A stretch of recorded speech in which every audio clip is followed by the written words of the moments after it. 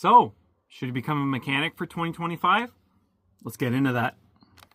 So, if you're new to the channel, you know I have zero love for the dealerships and the automotive side at the moment. I've been out of the trade for 2 years now. I left the trade, went to Alberta stand, started building wind turbines. A year later, I came back to my hometown and I went underground. Now I'm on the heavy equipment side of things. And let me tell you, you should become a heavy equipment mechanic before you decide to become an automotive mechanic. And there's quite a few reasons why. One of them, in my opinion, is there's no money in the automotive side unless you're the garage owner. You can do very well as a garage owner in the private side. And if you're not the garage owner, you're the apprentice or you're the mechanic busting your butt off to make hours for the owner. And the money's really at the dealership at the end of the day. But the trade-off is if you're at the dealership, you're one of a few people who will do well in flat rate. Not everybody's going to do well. I was an absolute savage, and believe it or not, there was even somebody who was even more insane at flat rate than I was.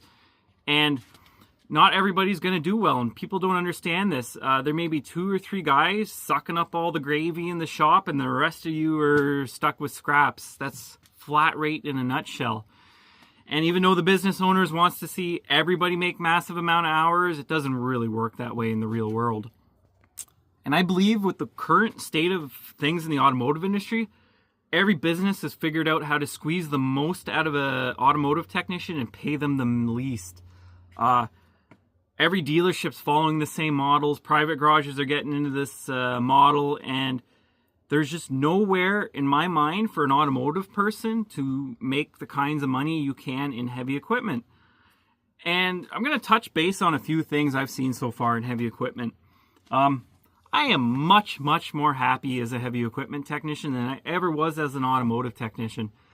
Yes, I made a killing as an automotive technician. I built up my name. I got really good electrical skills. And you know what? Being on the heavy equipment side now, those skills are paying off. But at the same time, I think I would have been better off just going into the heavy equipment side straight out of college than getting into automotive.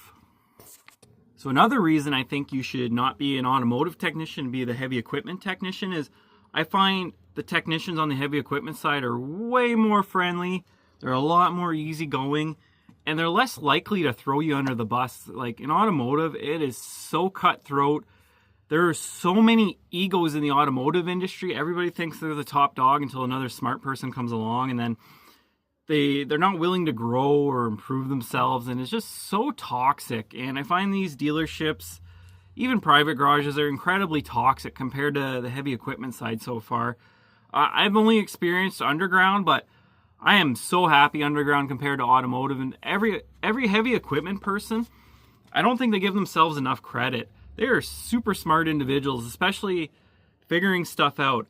Automotive, you have so much support, but the heavy equipment side, you get very, very good at understanding systems. I would say even quicker than an automotive guy. And a lot of time you don't have the material there, so your memory is pretty damn sharp. And they're very clever individuals. And the one thing they keep asking me is, don't you find automotive so stressful? I'm like, what do you mean? So what do you mean? And they get into the stress part of being an automotive technician. You are so stressed. To put it in perspective, they keep saying is like, we could never work on cars and have to deal with what you have to deal with. You're responsible for that car once it leaves the shop, believe it or not. Tires come off, people get hurt, dealing with comebacks, customers not understanding that what you fixed is not necessarily the noise they were going after. There's just so much drama, and then co-workers and all this other stuff. Automotive is extremely stressful, and it's not worth the reward. Whereas if you become a heavy equipment mechanic, the stress is not anywhere close to what I experienced in automotive.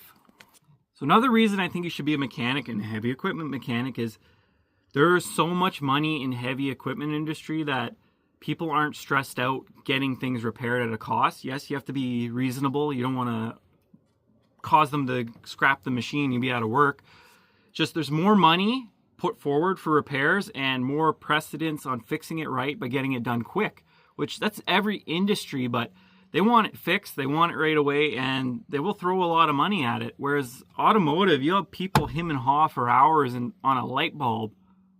Like, what do? That slows you down at the end of the day, especially as you're an automotive technician and you're flat rate, or you're at a garage and you're trying to get work out. That's just more stress.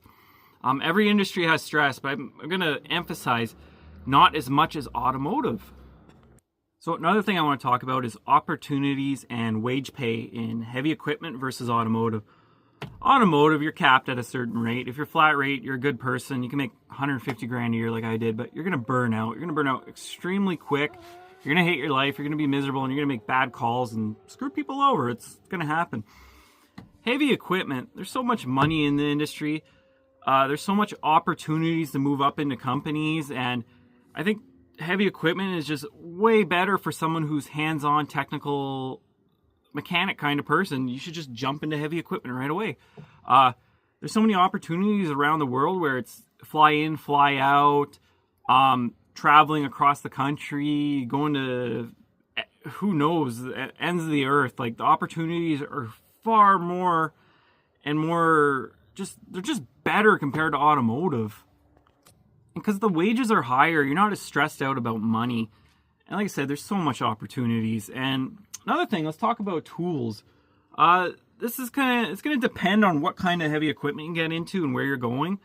So if you end up with some of the OEMs, they'll just throw Caterpillar out there. They may put you in service trucks with tools, and you may not be buying as much as you need. I'm with one of the OEMs, and I still bring some tools down in my beat bag underground. All this stuff I use in automotive, this is just kind of here now. I don't really need it. Some people bring their own boxes underground. I'm not doing that. But I find in heavy equipment, they're more likely to supply you with your own tools. You may choose to buy your own stuff, bring it with you, but generally, they're supplying the tools. So that's a huge cost saving on yourself right there. Like, huge. Like, another thing people don't talk about is when you're in heavy equipment, it's very likely you're going to end up with a company vehicle depending on where you go. Because they're either going to supply you with a company vehicle, or they're going to fly you around, put you in a rental. Like, do you see automotive doing that? They're not going to do that. They may him and haw sending you out for 3 or 4 days for training in a southern state or something, or in my case, southern Ontario. They're like, oh, it's a massive expense, and I'm like, oh my goodness. Whereas the company I'm with, like, they've probably put well into 100 grand into me when I think about it. Heavy equipment, they're willing to invest in you, and if you work hard, they'll, take care of you. So that's what I'm noticing on the heavy equipment side. Like, if you're going to be a mechanic, just skip automotive, go heavy equipment. There's such a shortage of heavy equipment technicians right now, and it blows my mind. And I keep telling young people, just skip automotive, go right into heavy equipment. As for the health issues, like, I'm telling you right now, going from a flat rate mechanic to heavy equipment, I feel amazing. Like, I put on some weight, but I'm not working as hard as I used to, but I'm in a lot better health than I was being an automotive technician, mentally and physically. I can't express how huge that is. And as the heavy mechanics keep asking me, they're like, the stress. And I never really thought about it until they kept asking me. And I'm like, you know what? I was pretty stressed. It's a stressful industry. So I don't want to ramble on too long. So to answer everybody's question, yes, I believe it's worthwhile to become a mechanic in 2025, even 2024 now we're currently, but plan ahead. But not an automotive mechanic. Heavy equipment's where it's at. Automotive has dug its own hole. I have zero love for that industry. My new passion is heavy equipment, and people need to understand heavy equipment is extremely advanced, especially the underground segment. A lot of the machines, it's hard to explain to people. You got 42-ton haul trucks. They're battery equipment, jumbos, they drill at the face, battery, automated, like, the mining industry is very advanced, and a lot of surface applications are too. Open pits are gone automated, whether it be Caterpillar, McLean's, Epiroc, like Sandvik. There's so many industries out there, and if you're not into mining, there's still so much heavy equipment out there, and people who need heavy equipment are willing to pay to get it fixed. So I think that's the best industry if you're a mechanically inclined person to get into. If you're thinking about automotive, I hope you see this video and you change your mind.